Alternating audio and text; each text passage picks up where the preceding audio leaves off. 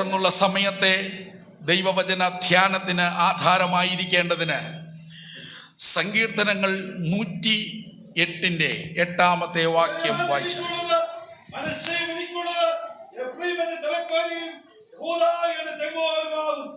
മതി. ഗിലെയാദ് എനിക്കുള്ളത്. BC 1000 ജീവിച്ചിരുന്ന ദാവീദിന്റെ തൂലിക തുമ്പിലൂടെ ദൈവാത്മ നിയോഗത്താൽ പുറത്തു വന്ന അനുഗ്രഹിക്കപ്പെട്ട സങ്കീർത്തനത്തിൽ എഴുത്തുകാരൻ്റെ പരാമർശം ഗിലെയാദ് എനിക്കുള്ളത് എന്ന ദൈവശബ്ദം ആണ്. എന്താണ് ഗിലെയാദ് എന്ന ചിന്തയ്ക്ക് കീഴിൽ നിന്ന് ഹ്രസ്വമായി ധ്യാനിപ്പാൻ ദൈവകൃപയിൽ ഞാൻ ശരണപ്പെടുകയാണ്. സംഖ്യാപുസ്തകം 26 അധ്യായം അതിൻ്റെ 30 വാക്യം വായിക്കുമ്പോൾ മീഖയീർ എന്ന ഒരു മനുഷ്യനെ കാണാം. അദ്ദേഹത്തിൻ്റെ മകനാണ് ഗിലെയാദ്. ക്രമത്തിൽ പറഞ്ഞാൽ അബ്രഹാം, ഇസഹാക്ക്, യാക്കോബ്, യോസേഫ്, മീഖയീർ, ഗിലെയാദ്. ഗിലെയാദിൻ്റെ ആ ദേശം, ഗിലെയാദ് എന്നൊരു വ്യക്തിയുടെ പേര് പിന്നീട് ഒരു ദേശത്തിൻ്റെ നാമമായി മാറുകയാണ്. ഈ ഗിലെയാദ് എന്ന നാട് പാലസ്തീൻ്റെ ചരിത്രത്തിൽ വളരെ ഇടം പിടിച്ചിട്ടുള്ള സ്ഥലമാണ്. സമുദ്രനിരപ്പിൽ നിന്ന് 213 മീറ്റർ ഉയരത്തിൽ ഏറ്റവും താണഭാഗം നിൽക്കുന്നു. 1000 മീറ്റർ ഉയരത്തിൽ അതിൻ്റെ ഉയർന്ന മലനിരകൾ നിൽക്കുന്നു. അങ്ങനെയുള്ള താഴ്വരയും മലനിരകളും പീഠഭൂമികളും നിറഞ്ഞ മനോഹരമായൊരു സ്ഥലമാണ് ഗിലെയാദ് എന്നുള്ളത്. ഈ ഗിലെയാദ് യോർദാന് കിഴക്ക്, യാബോക്ക് താഴ്വരയുടെ വടക്ക് തെക്കോട്ട് വ്യാപിച്ചു നിൽക്കുന്ന ഫലപുഷ്ടമായ നല്ലൊരു നാടാണ്. ഗിലെയാദ് എന്ന് കേൾക്കുമ്പോൾ കനാൻ ദേശത്തിൽ പാർക്കുന്ന അബ്രഹാമിൻ്റെ സന്തതിക്കുള്ളിൽ കയറി വരുന്ന ഒത്തിരി ചിന്തകളുണ്ട്.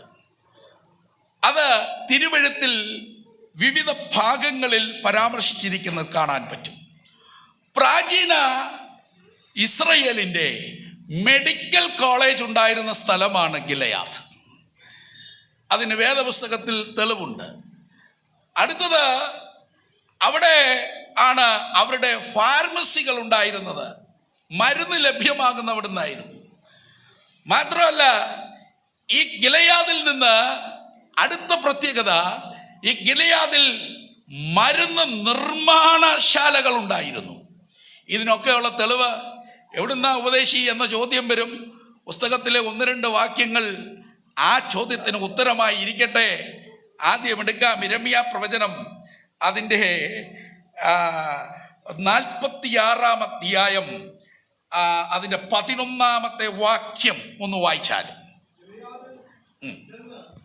തൈലം വാങ്ങുക, നീ വളരെ ഔഷധം പ്രയോഗിക്കുന്നത് വെറുതെ, നിനക്ക് രോഗശാന്തി ഉണ്ടാകയില്ല. അപ്പോ ഔഷധ തൈലത്തിനു വേണ്ടി ഇവിടെ പ്രവാചകൻ ഗിലെയാദിൽ ചെന്ന് തൈലം മേടിക്കാൻ പറയുന്നു. അവർ തൈലം മേടിക്കാൻ പോയിക്കൊണ്ടിരുന്ന സ്ഥലം ഗിലെയാദാണ്. ഇനി അതേ യിരെമ്യാവ് തന്നെ ഈ ഗിലെയാദിനെ കുറിച്ച് വീണ്ടും പ്രവചിച്ചിരിക്കുന്നു. എടുക്കാം 8 അധ്യായം 22 വാക്യം. ഗിലെയാദിൽ സുഗന്ധ തൈലമില്ലയോ? അവിടെ വൈദ്യനില്ലയോ?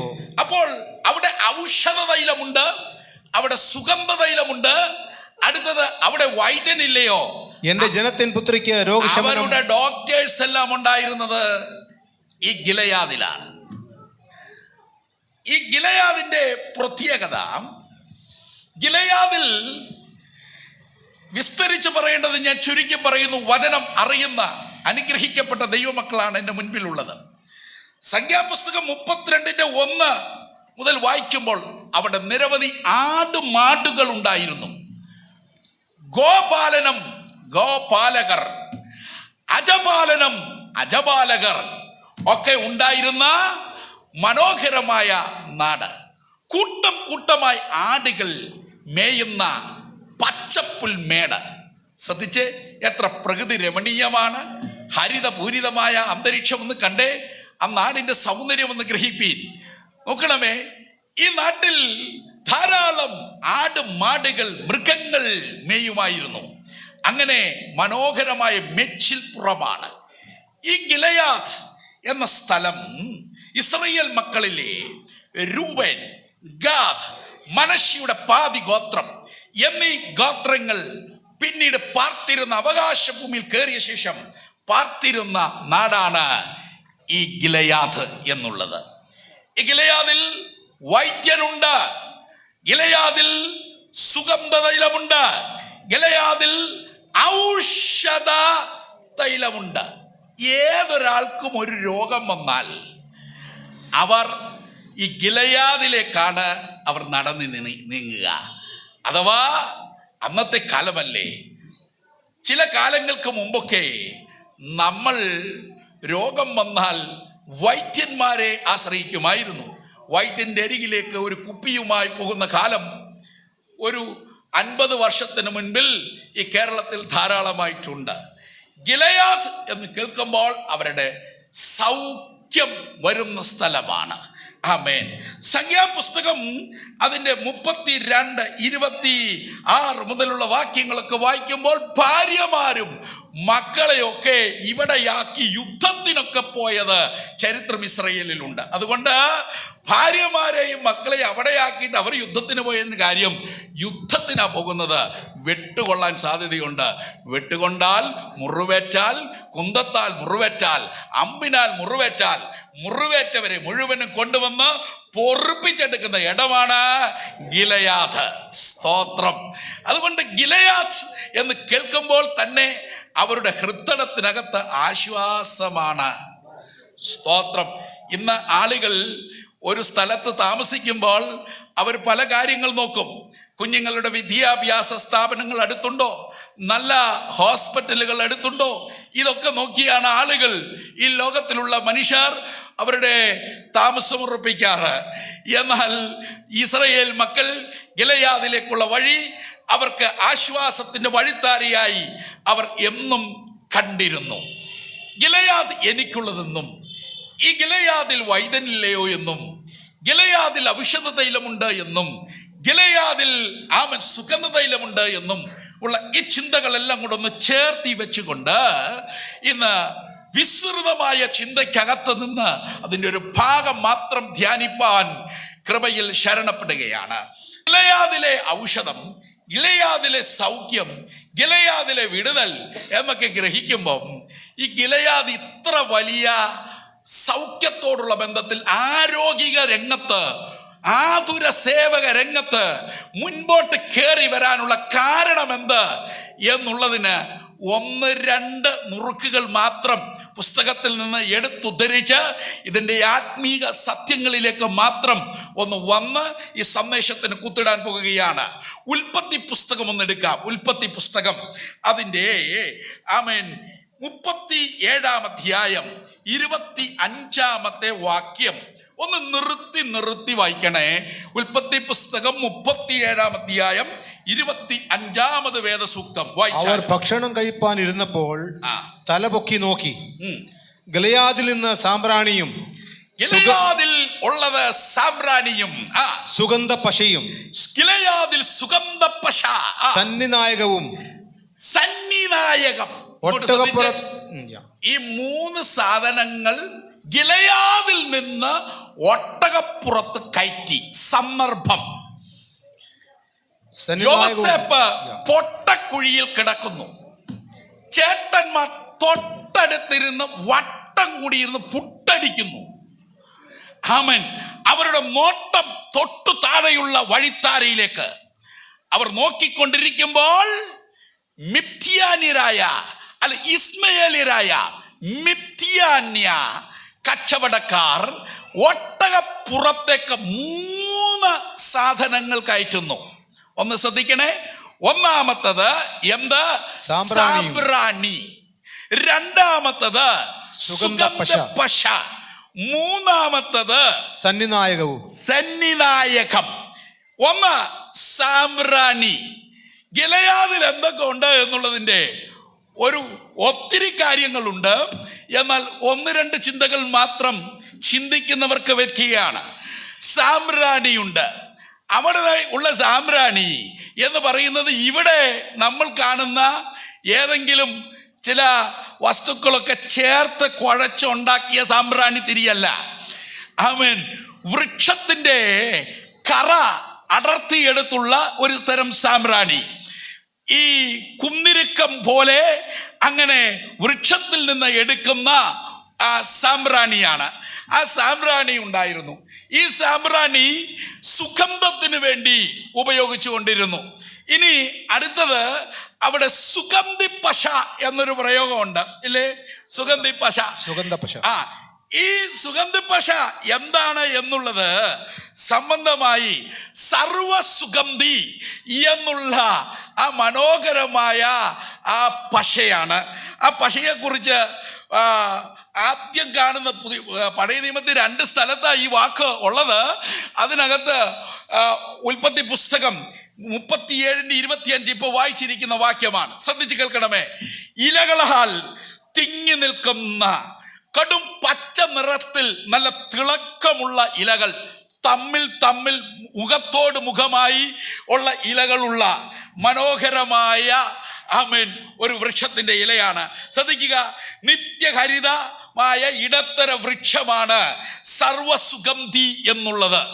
ഈ സുഗന്ധിയുടെ ആമേൻ ഗന്ധത്തെ കുറിച്ച് ഇങ്ങനെയാണ് ആമേൻ നമുക്ക് ചിന്തിക്കാൻ പറ്റുന്നത്. ഗ്രാമ്പുവിൻ്റെയും കുരുമുളകിൻ്റെയും കറുകപ്പട്ടയുടെയും സമ്മിശ്രമായൊരു ഗന്ധമാണ് ഇതിനുള്ളത്. ഇത് പൊടിക്കുമ്പോൾ, അരയ്ക്കുമ്പോൾ, ഇവ എടുത്ത് വൈദ്യൻ അങ്ങനെ അരച്ച് കുഴയ്ക്കുമ്പോഴൊക്കെ നല്ല ഗന്ധമാണ് വെളിയിലേക്ക് വരുന്നത്. ഇത് ചില്ലറ സാധനമല്ല, ഇത് ഭയങ്കര ഫലപ്രദമായ ഒന്നാണ്. ഇതിൻ്റെ ഗുണത്തെക്കുറിച്ച് KV സൈമൺ സാറൊക്കെ ആധികാരികമായി പറഞ്ഞിട്ടുണ്ട്. വേദപുസ്തകത്തിലെ വൃക്ഷം, തണ്ട്, ഇല, കായ്കനികൾ ഇവയുടെ പ്രയോഗങ്ങൾ KV സൈമൺ സാറിന്റെ രാജനികുണ്ടുവിൽ അല്പമായൊക്കെ അദ്ദേഹം പരാമർശിച്ചിട്ടുണ്ട്. പ്രാചീനമായിരിക്കുന്ന ഈ ഇസ്രയേലിൻ്റെ ആ വൈദ്യ ചികിത്സകളോടുള്ള ബന്ധത്തിൽ, ആയുർവേദത്തോടുള്ള ബന്ധത്തിൽ ഇത് വിവിധ കാര്യങ്ങൾക്ക് അവർ ഉപയോഗിക്കുമായിരുന്നു. അവർക്ക് നല്ല പല്ലുവേദന വന്നാലേ ഈ സുഗന്ധി അവർ നന്നായി ഉപയോഗിക്കും. അപ്പൊ പല്ലുവേദന ഉള്ളവരൊക്കെ മരുന്ന് തേടി പോയിക്കൊണ്ടിരുന്നത് ഗിലെയാദിലേക്കാ.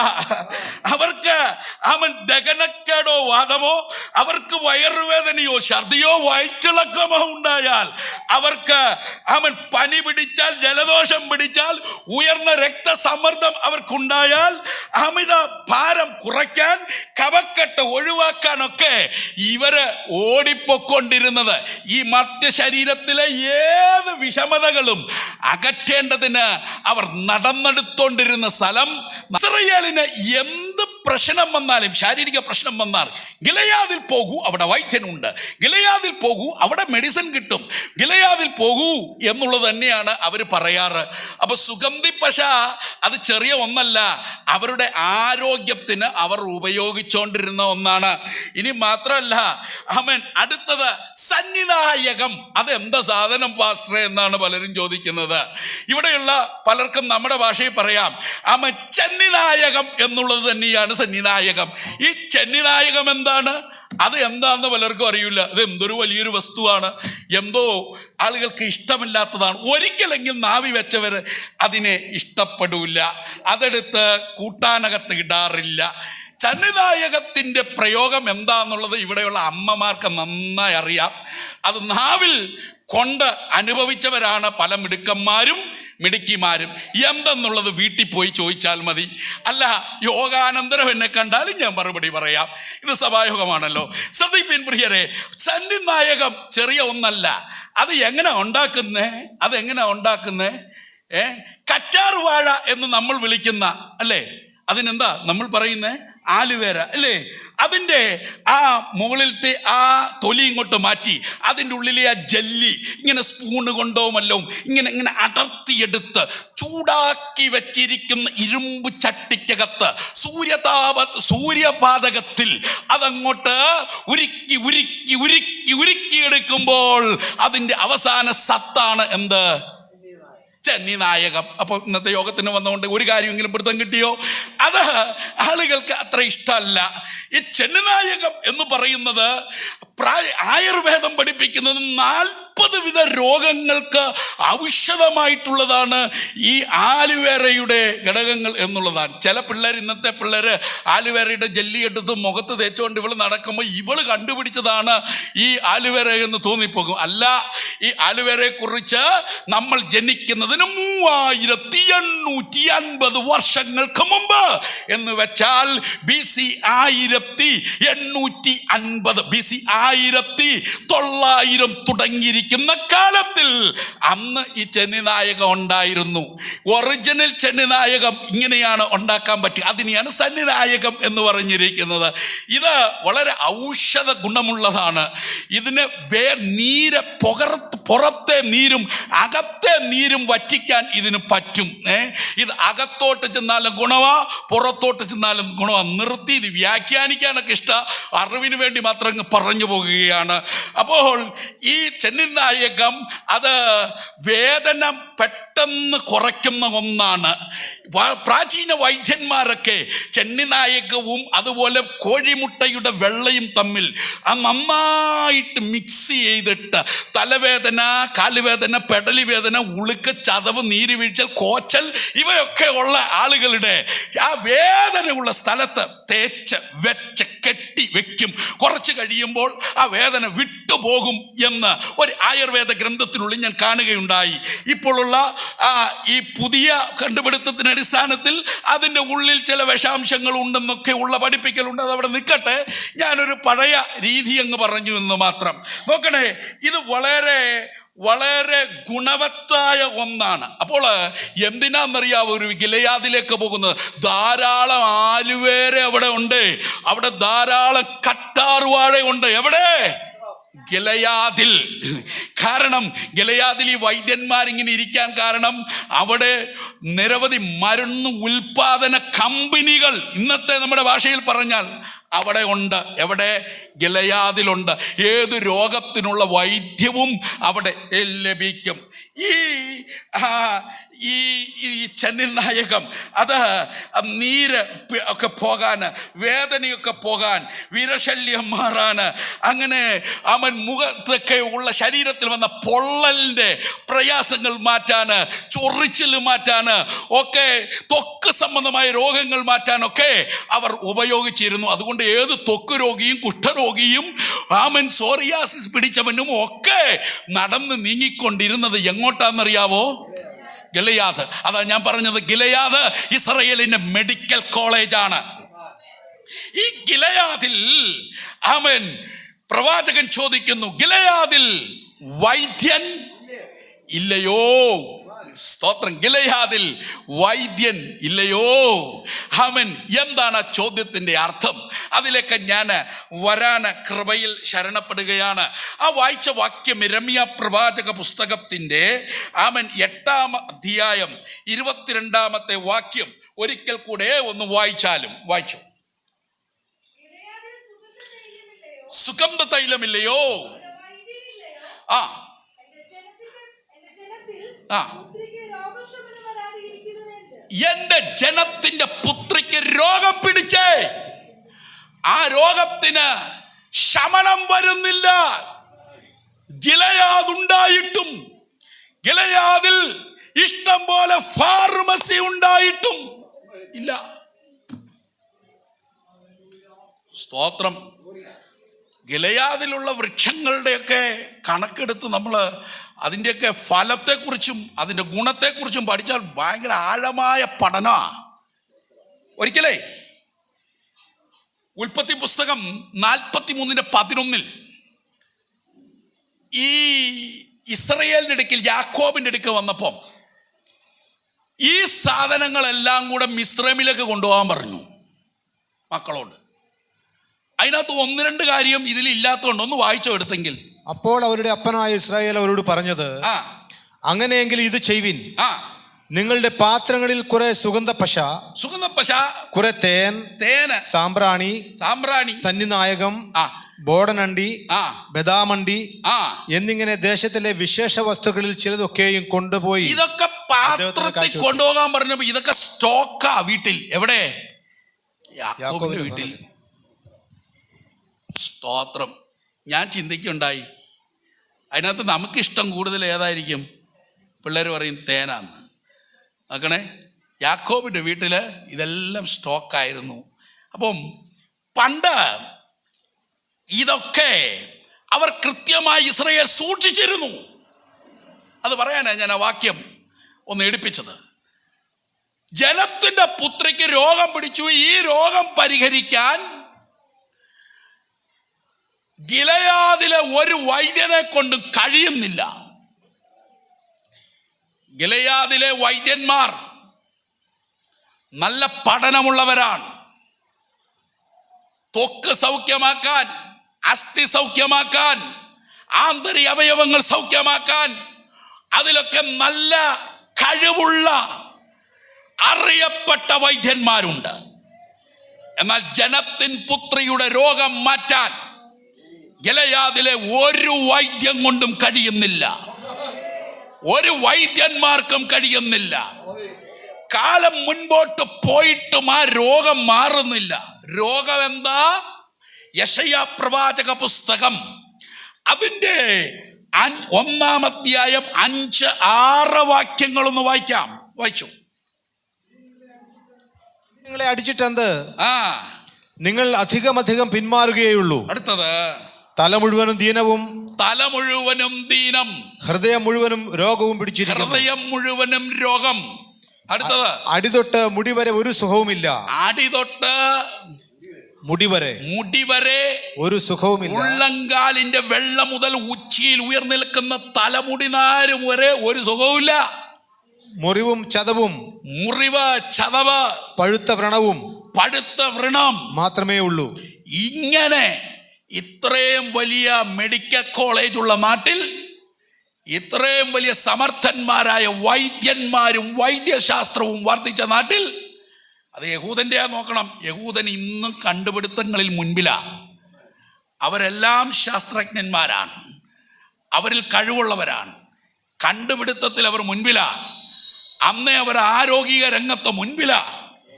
ഇവരൊക്കെ ഉണ്ടായിട്ടും ജനത്തിൻ പുത്രിയുടെ മുറിവുണങ്ങുന്നില്ല, ജനത്തിൻ പുത്രിയുടെ പരുമാറുന്നില്ല, പഴുപ്പ് മാറുന്നില്ല.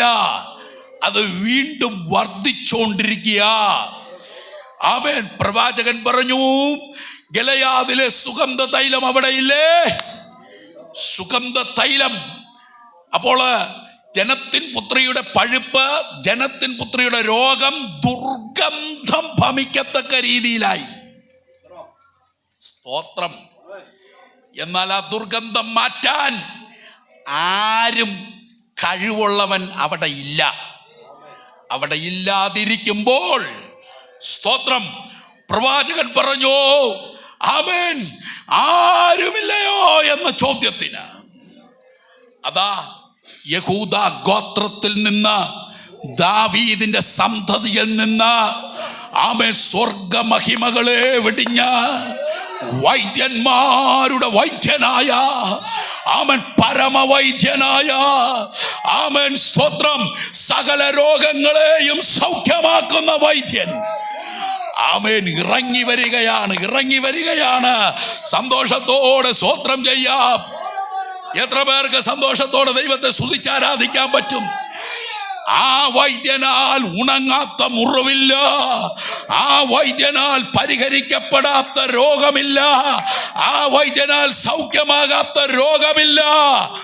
ആ വൈദ്യന്റെ മുൻപിൽ, അവൻ, സ്തോത്രം, വിട്ടകന്നു പോകാത്ത രോഗാണുമില്ല. സ്തോത്രം. ആ വൈദ്യൻ ഇങ്ങോട്ട് ഇറങ്ങി വന്നിട്ട് ജനത്തിന്റെ പുത്രിയോട് പറഞ്ഞ സന്ദേശം സാക്ഷാൽ നിങ്ങളുടെ രോഗങ്ങളെ വഹിച്ചു. സന്തോഷത്തോടെ സ്തോത്രം ചെയ്യാം. അവന്റെ അടിപ്പിണരുകളാൽ ഹല്ലേലൂയ രോഗം ബാധിച്ച് നിൽക്കുന്ന ഇസ്രായേലിനെ നാം കാണണം. ആ ഇസ്രായേൽ തങ്ങൾ കുത്തിയിട്ടുള്ളവെങ്കിലേക്ക് നോക്കുന്ന ഭാവി കാലത്തെ കാണണം. കാലഘട്ടം നീണ്ടു നിന്ന രോഗം, ലോകത്തിലെ പലരും പരിഹരിക്കാൻ നോക്കിയിട്ട് പരിഹരിക്കപ്പെടാത്ത പ്രശ്നം, എങ്ങനെ ഇസ്രായേലേ നിങ്ങൾ പരിഹരിക്കപ്പെട്ടു എന്ന ചോദ്യത്തിന് അവർ ഒന്നടങ്കം ദാവീദിന്റെ സ്തോത്രം യാക്കോബിന്റെ 12 മക്കളും ഒരുപോലെ ചേർന്ന് നിന്നവർ പറയും, ഞങ്ങളുടെ രോഗം പരിഹരിക്കാൻ ഉലകത്തിലുള്ളവർ സകലരും ശ്രമിച്ചിട്ടും നടന്നില്ല. എന്നാൽ ഞങ്ങളുടെ രക്ഷകൻ മശിഹ ഞങ്ങൾക്ക് വേണ്ടി സ്തോത്രം യോസേപ്പ് സഹോദരന്മാരുടെ മുൻപാകെ വെളിപ്പെടുത്തിയെന്ന പോലെ വെളിപ്പെടുത്തി നിന്നപ്പോൾ ഞങ്ങൾ അവന്റെ അടിപ്പിണർ കണ്ടു. അടിപ്പിണരാൽ ഞങ്ങൾക്ക് സൗഖ്യം ലഭിച്ചു. ഇന്ന് പകലിൽ ഈ സഭായോഗത്തിൽ ഇരിക്കുന്ന ദൈവ പൈതലേ, അവന്റെ അടിപ്പിണരുകളെ നോക്കുക, അവന്റെ അടിപ്പിണരുകളെ കാണുക, അവിടേക്ക് ദൃഷ്ടി വെക്ക. അവിടെ നിന്റെ പ്രശ്നത്തിന് പരിഹാരമുണ്ട്, അവിടെ നിന്റെ രോഗത്തിന് സൗഖ്യമുണ്ട്, അവിടെ നിന്റെ നീറുന്ന പ്രശ്നത്തിന് പരിഹാരമുണ്ട്.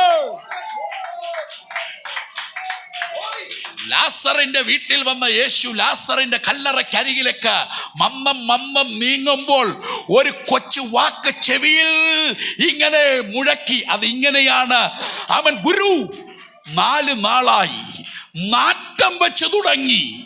എന്നാൽ എൻ്റെ യേശു നാറ്റമുണ്ടെന്ന് വാക്ക് കേട്ടകന്നില്ല.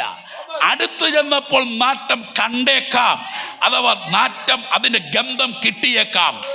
എന്നാൽ ഗിലെയാദിലെ സുഗന്ധ തൈലമുള്ളവൻ അടുത്തു ചെന്നപ്പോൾ സ്തോത്രം നാറ്റമുള്ള കേസും ഈ വൈദ്യൻ എടുക്കും. ഹല്ലേലൂയ! സന്തോഷത്തോടെ സ്തോത്രം ചെയ്യാം, സന്തോഷത്തോടെ സ്തോത്രം ചെയ്യാം. ഏത് നാറുന്ന വിഷയമായാലും, ഏത് ദുർഗന്ധം ഭവിക്കുന്നതായാലും ഈ വൈദ്യന് അത് മാറ്റാൻ കഴിയും. അത് ഉറച്ചു വിശ്വസിക്കുന്ന ദൈവമക്കൾ ഈ ദൂതേറ്റെടുത്ത് ദൈവത്തെ ഒന്ന് സ്തുതിച്ചാരാധിക്കും. സ്തോത്രം.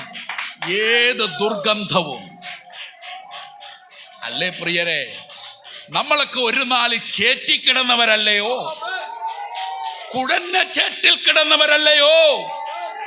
ഒരു നാളിൽ നാം എല്ലാവരും പാപത്തിന്റെ കുഴഞ്ഞ ചേറിന്റെ ഗന്ധമുണ്ടായിരുന്നവരല്ലയോ. എന്നാൽ ഈ വൈദ്യൻ നമ്മെ സമീപിച്ചപ്പോൾ, ആമേൻ സ്തോത്രം, ഈ വൈദ്യൻ നമ്മെ മനസ്സലിഞ്ഞ് തൊട്ടപ്പോൾ, ഈ വൈദ്യന്റെ അടിപ്പിണരിൽ നിന്നുള്ള സൗഖ്യം നമ്മുടെ മേൽ വന്നപ്പോൾ നമ്മുടെ ദുർഗന്ധങ്ങൾ മാറിപ്പോയി. ആമേൻ, ദുർഗന്ധങ്ങൾ മാറിപ്പോയി. പണ്ട് നമ്മളെ കാണുമ്പോൾ ആളുകൾ അകന്നു പോകുന്ന ഒരു കാലമുണ്ടായിരുന്നു. ഏത് പാർശ്വവൽക്കരിക്കപ്പെട്ടവനായാലും, ഏത് പാർശ്വവൽക്കരിക്കപ്പെട്ട വ്യക്തിയായാലും, ആമൻ ഏത് വിടക്കെന്ന് എണ്ണിയ ജീവിതമായാലും, ഇന്ന് പകൽ നീ കേട്ടുകൊള്ളുക, ഈ വൈദ്യൻ നിന്റെ ദുർഗന്ധത്തെ മാറ്റി അത് വമിച്ചെടുത്ത് അവന്റെ സുഗന്ധം പകരുന്ന സുഗന്ധ തൈലമുള്ള വൈദ്യനാണ്.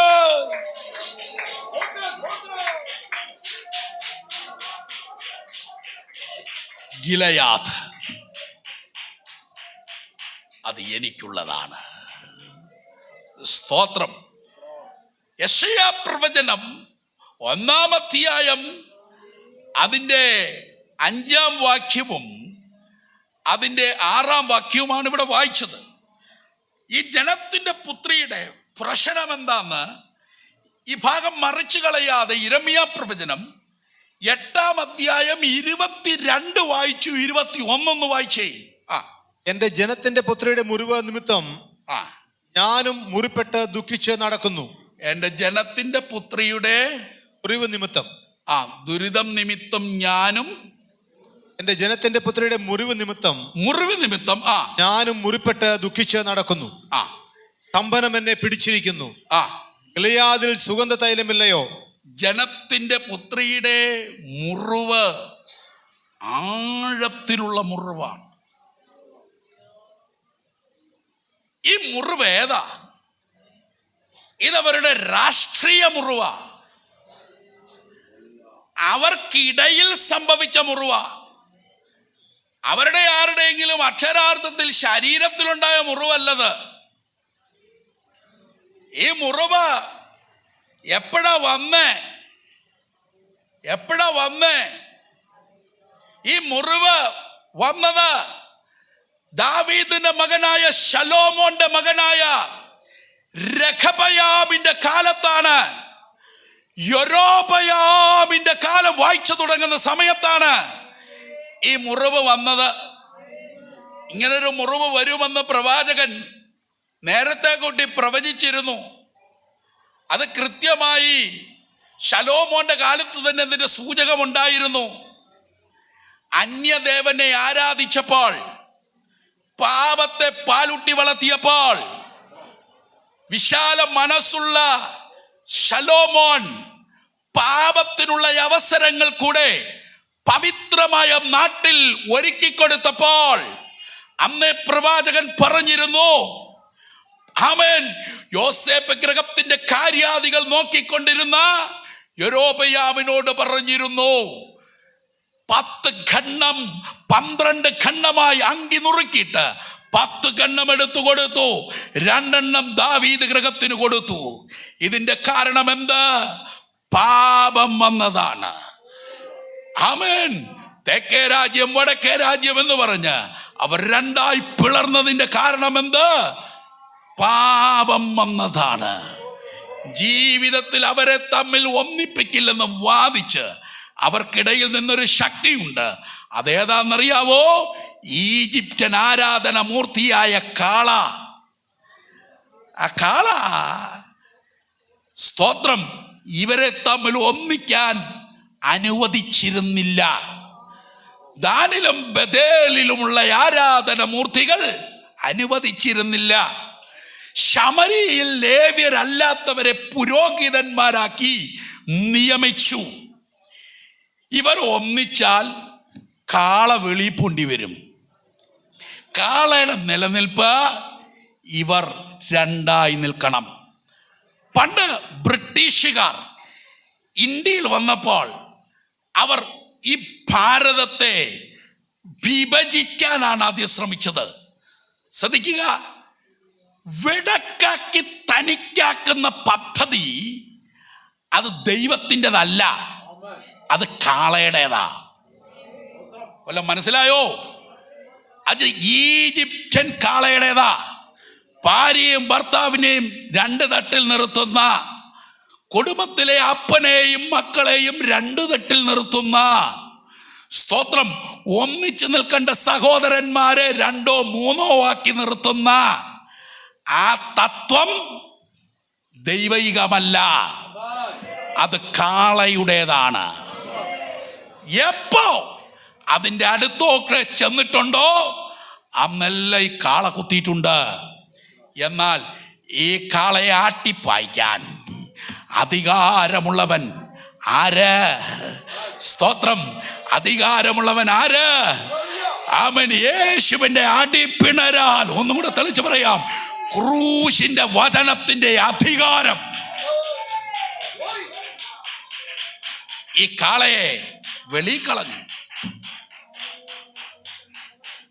അവരെല്ലാവരും ഒന്നിച്ച് തങ്ങൾ കുത്തിയിട്ടുള്ളവെങ്കിലേക്ക് നോക്കുമ്പോൾ അവർ ഒന്നിക്കുകയാണ്.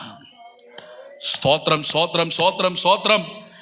ആ മുറിവുണങ്ങുന്ന കാലത്തെ കുറിച്ച് ഹോശയ്യ 6 ഇങ്ങനെ പ്രവചിച്ചു. 1 ദിവസം, 2 ദിവസം, അങ്ങനെ ഒരു 3 ദിവസം അവിടെ കൊടുത്തിട്ടുണ്ട്. അത് കഴിഞ്ഞ ശേഷം ഞാൻ അവരെ ജീവിപ്പിക്കും. സന്തോഷത്തോടെ സ്തോത്രം ചെയ്യാം. Hallelujah, hallelujah. അതവരുടെ രാഷ്ട്രീയ മുറിവാണ്. അബ്രഹാമിന്റെ സന്തതിക്കകത്തുള്ള ആന്തരികമായ സ്വകാര്യ ദുഃഖം എന്തെന്ന് ചോദിച്ചാൽ അവർക്ക് ഇടയിലുള്ള മുറിവാണ്. ഈ മുറിവ് പരിഹരിക്കാൻ വേണ്ടിയാണ് യേശു അവർക്ക് വേണ്ടി മഹത്വത്തിൽ പ്രത്യക്ഷനാകുന്നത്. സന്തോഷത്തോടെ ദൈവത്തിന് മഹത്വം കരേറ്റാം.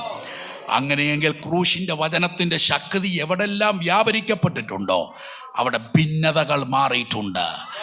ആമേൻ, സ്തോത്രം. ആമേൻ, അകന്നിരിക്കുന്നവർ ഒന്നായിട്ടുണ്ട്. ആദ്യത്തെ പെന്തക്കോസ്ത് കണ്ടിട്ടുള്ളവരോ കേട്ടിട്ടുള്ളവരൊക്കെ, കണ്ടിട്ടുള്ളവർ ചുരുക്കമായിരിക്കും, കേട്ടിട്ടുള്ളവർ ഇവിടെയുണ്ട്. ഞങ്ങളൊക്കെ ബൈബിൾ കോളേജിൽ പഠിക്കുന്ന സമയങ്ങൾ 10, 60, 70 യുവാക്കന്മാർ ഒന്നിച്ച് നല്ല പ്രായത്തിൽ ഒരേ സ്ഥാപനത്തിൽ ഒരു ക്യാമ്പസിൽ നിൽക്കുകയാണ്. ഹോസ്റ്റലിൽ താമസിക്കുന്ന സമയങ്ങളാണ്. 2, 3, 4, 5, 6, 7 വർഷങ്ങളൊക്കെ ഞങ്ങളിങ്ങനെ തുടരുന്ന സമയങ്ങൾ. സെമിനാരിയിൽ പഠിക്കുന്ന സമയങ്ങളിൽ ചിലപ്പോൾ സഹോദരന്മാർ തമ്മിൽ എന്തെങ്കിലുമൊക്കെ അഭിപ്രായ വ്യത്യാസങ്ങളുണ്ടാകും. അങ്ങനെ ഉണ്ടായി കഴിയുമ്പോൾ അത് സ്വാഭാവികമാണ്. എല്ലാ വർഷത്തിലും നടക്കുന്ന, എല്ലാ മാസത്തിൻ്റെയും അവസാനം നടക്കുന്ന ഒരു ഉപവാസ പ്രാർത്ഥനയുണ്ട്. ആ ഉപവാസ പ്രാർത്ഥനയുടെ സമയമാകുമ്പോൾ ആ സെമിനാരിയുടെ അധികാരികൾ അവർ കയറി വരും. കയറി വന്നിട്ട് അവരന്നത്തെ യോഗത്തെ വീക്ഷിക്കുമ്പോൾ തളർന്ന പാട്ട്, കയ്യടി നീങ്ങുന്നില്ല, പാട്ട് ഇങ്ങനെ എഴയുകയാണ്, ആരാധന വെളിപ്പെടുന്നില്ല. പലപ്പോഴും എൻ്റെ കണ്ണുകൊണ്ട് കണ്ടിട്ടുള്ളതും ഞങ്ങളെല്ലാം സാക്ഷികളും അനുഭവിച്ചിട്ടുള്ളതുമായ കാര്യം. അങ്ങനെയുള്ള സമയത്ത് അവൻ ആ പാട്ട് നിർത്തിച്ചിട്ട് തൊട്ട് പുറകെ അവൻ എഴുന്നേറ്റ് നിന്ന് അവർ പറയും, നിങ്ങൾ തമ്മിൽ വിട്ടുകളയേണ്ടതൊക്കെ ഒന്ന് വിട്ടുകളഞ്ഞേ. അവൻ ഒരു ചെറിയ 20 മിനിറ്റ് സമയമെടുക്കും. കണ്ണുനീരോടുകൂടെ ആ സഹോദരന്മാർ തമ്മിൽ കെട്ടിപ്പിടിച്ച് ചുംബനം കൊടുത്തതിന് ശേഷം ആമേൻ പാട്ട് പാടുമ്പോൾ പാട്ടിൻ്റെ അന്തരീക്ഷം മാറും, നില മാറും. നിർത്താൻ പറ്റാതെ പോലെയുള്ള അന്തരീക്ഷത്തിലേക്ക് ആരാധനയുടെ ലെവൽ മാറും. ആമേൻ. അവൻ ക്രൂശിൻ്റെ വചനത്തിൻ്റെ ശക്തിക്ക് അന്തരീക്ഷം മാറ്റാൻ പറ്റും. സന്തോഷത്തോടെ സ്തോത്രം ചെയ്യാം. പാപഭാരമകത്തിരിക്കുമ്പോൾ, കുറ്റബോധമകത്തിരിക്കുമ്പോൾ, അവൻ തീവ്രമായിരിക്കുന്ന വേദന അകത്തിരിക്കുമ്പോൾ, അവൻ ഈ കൈപ്പകത്തിരിക്കുമ്പോൾ, സ്തോത്രം, പാട്ട് പാടിയാലോ ആരാധിച്ചാലോ കിടന്നുറങ്ങിയാൽ പോലും ഒരു സുഖം കിട്ടത്തില്ല. ഇന്ന് പകലിൽ ദൈവസന്നിധിയിൽ ഈ ദൂതിൻ്റെ മുമ്പിൽ ഏൽപ്പിക്കപ്പെട്ട് അവൻ ദൈവത്തോട് പറയേണ്ടത്, നിരക്കേണ്ടത് ദൈവത്തോട്, മനുഷ്യനോട് നിരക്കേണ്ടത് മനുഷ്യനോട്. നിന്റെ വാക്കുകൊണ്ടോ പ്രവൃത്തി കൊണ്ടോ നിന്റെ സംസാരം കൊണ്ടോ ഇടപാട് കൊണ്ടോ എവിടെങ്കിലും മുറിവുകൾ ഉണ്ടായിട്ടുണ്ടെങ്കിൽ ആ മുറിവുകൾ യേശു ക്രിസ്തുവിന്റെ നാമത്തിൽ എന്നോട് ക്ഷമിക്ക എന്ന് പറയാൻ അവൻ, സ്തോത്രം, നാവ് ഉയരുമ്പോൾ ഒരു പക്ഷേ നിന്റെ ഈഗോ പറയും മണ്ടത്തരമാ കാണിക്കാൻ പോകുന്നത്. എന്നാൽ സ്വർഗം ഒന്നടങ്കം സന്തോഷിക്കും. അവൻ ഒരു വലിയ കെട്ടാൻ അഴിയുന്നത്, ആരാധനയുടെ നിലയാണ് മാറുന്നത്. ഇന്ന് പകലിൽ തിരിച്ചറിയുന്ന ദൈവമക്കൾ അല്പനേരം ദൈവത്തെ ഒന്ന് സ്തുതിച്ച് ആരാധിക്കാം. യേശുവിന്റെ രക്തം സകല പാപത്തെയും അവൻ പോക്കുന്നു. അവൻ എത്ര കടും ചുവപ്പായിരുന്നാലും അതിനെ നീക്കുന്നു. യേശുവിന്റെ രക്തം പ്രാഗൽഭ്യം നൽകുന്നു. യേശുവിന്റെ രക്തം നമ്മെ ശുദ്ധീകരിക്കുന്നു. ഇന്ന് പകൽ ഈ ദൂതിന്റെ മുമ്പിൽ ഏൽപ്പിക്ക് പ്രിയരെ, സമർപ്പിക്ക് പ്രിയരെ, വചനത്തിന് മുമ്പിൽ വിധേയപ്പെടുവിൻ പ്രിയരെ. ഇത് പ്രസംഗിക്കുന്ന ഞാൻ ഉൾപ്പെടെ ഈ വചനത്തിന്റെ നിർബന്ധത്തിന് കീഴ്പ്പെടുകയാണ്. ഇന്ന് പകലിൽ ഈ വചനത്തിന് മുമ്പിൽ നമ്മെ തന്നെ സമർപ്പിക്കാം. ഗിലെയാദിൽ വൈദ്യനുണ്ട്, നിന്റെ പ്രശ്നത്തിന് പരിഹാരമുണ്ട്. ആമേൻ.